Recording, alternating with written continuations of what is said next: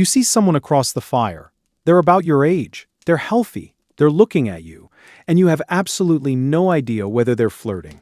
Because it's 20,000 years ago. There are no dating apps, no restaurants, no texting, no flowers delivered to the door. There may not even be a word in your language that translates neatly to dating. And there's another problem. That attractive stranger across the fire might be one of the few unrelated people you've met in months. Welcome to romance in the Stone Age. Nobody left us a prehistoric dating manual. 20,000-year-old humans didn't write down their relationship rules.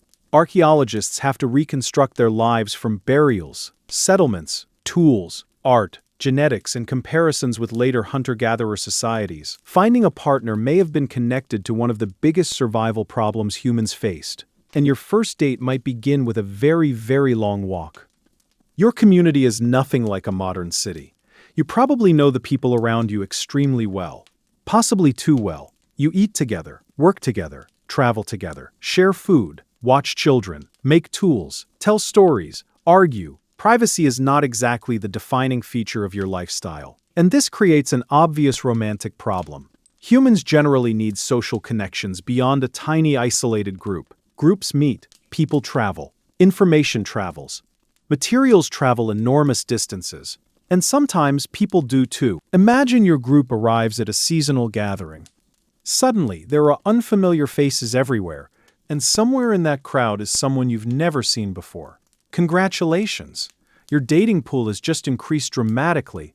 Archaeologists find shells, stone, pigments, and other materials far from where they originated, but these networks created opportunities for people from different groups to meet.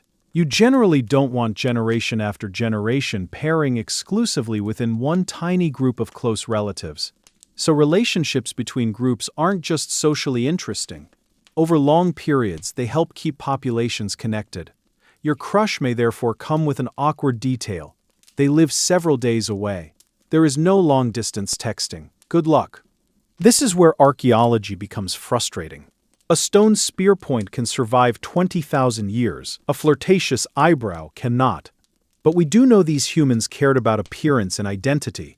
People made beads, pendants, decorated clothing, pigments, carved objects, and personal ornaments. So tonight, you might clean yourself up, arrange your hair, put on your beads, and try very hard to look casual. Now you need to impress somebody. What do? You cannot show them your car. You don't have one. You cannot mention your job title. Your occupation is essentially trying not to freeze. But skill matters. Imagine being the person who knows where animals migrate, or where edible plants appear each season. You can repair clothing, shape stone, work bone or antler, keep a fire alive, navigate unfamiliar terrain, tell stories, maintain relationships, or reliably contribute food. In a small community, your reputation is difficult to fake. Everyone can see what you do. Modern dating lets you spend 40 minutes deciding which photograph makes you look adventurous.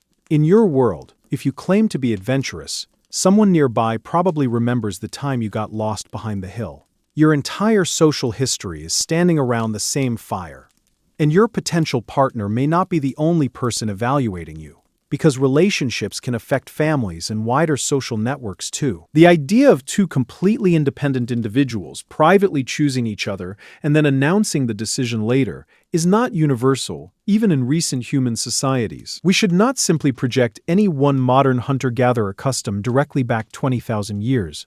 So suppose you like someone from another group. Excellent. Now comes the complicated question. Who moves? Hunter-gatherer societies can have different residence patterns. In some, one partner moves toward the other's relatives. In others, the arrangement is flexible or changes through life. Being with this person may mean leaving people you've known your entire life. Your parents, your siblings, your familiar hunting grounds, the river you recognize, the paths you can walk in darkness. Romance may require relocation. Suddenly, they live far away means something different when far away is measured on foot. Suppose the relationship works. What happens next? Probably not a white dress, diamond ring, legal certificate, and 3-tier cake. Formal marriage as we understand it today depends heavily on culture, and we cannot reconstruct a universal Ice Age wedding ceremony. But long-term pair bonds and cooperative parenting are deeply important parts of human social life. And children create an enormous amount of work. Human babies are unusually dependent. They need food, warmth, protection, carrying, attention, and they stay dependent for years. One person doing all of that alone would face a serious challenge. Humans instead rely heavily on cooperation. Parents, grandparents, siblings, relatives, and other community members can all contribute to raising children. So your relationship isn't necessarily just about two people staring romantically into the sunset. It can become part of an entire cooperative system, which makes prehistoric romance sound less like, "you complete me," and more like, "your aunt is extremely good at finding roots and my brother makes excellent spear points." Here's the trap. We look at ancient people and sometimes imagine that because their lives were physically difficult, their relationships must have been purely practical. Food, children, survival, end of story. But these were anatomically modern humans, people with brains fundamentally like ours. They made art, they decorated objects, they cared for one another, they formed complicated social relationships. They buried people in ways that sometimes required significant effort. We cannot excavate love itself. Love leaves terrible archaeological evidence. Nobody finds a 20,000-year-old skeleton and says, "Ah yes, this individual was completely obsessed with someone named Kevin." But attachment, jealousy, attraction, affection, grief and desire are not inventions of smartphones and romantic comedies. The exact rules surrounding those emotions change dramatically between cultures. The capacity for deep social attachment is much older. So yes, practical considerations matter. But imagining prehistoric relationships as emotionless business contracts probably tells us more about our stereotype of cavemen than about ancient humans. Your social world may be bigger than you think. Decorative objects and raw materials sometimes moved across landscapes far beyond one group's immediate territory. And networks matter during disaster. If local animals disappear, weather changes, food becomes scarce, or conflict occurs, knowing people elsewhere can become incredibly valuable. A partnership between people from different communities can strengthen those connections. People move, families become connected. Children have relatives in more than one place. Information follows those connections. Your love life is accidentally helping build a social network, and social networks are one of humanity's superpowers. So what does dating 20,000 years ago actually look like? Or the person who somehow loses the good cutting tool every single week?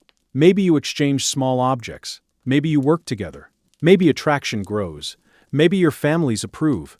Maybe they absolutely do not. Eventually, one of you might move. No restaurant, no roses, no relationship status update, but plenty of uncertainty, which sounds strangely familiar.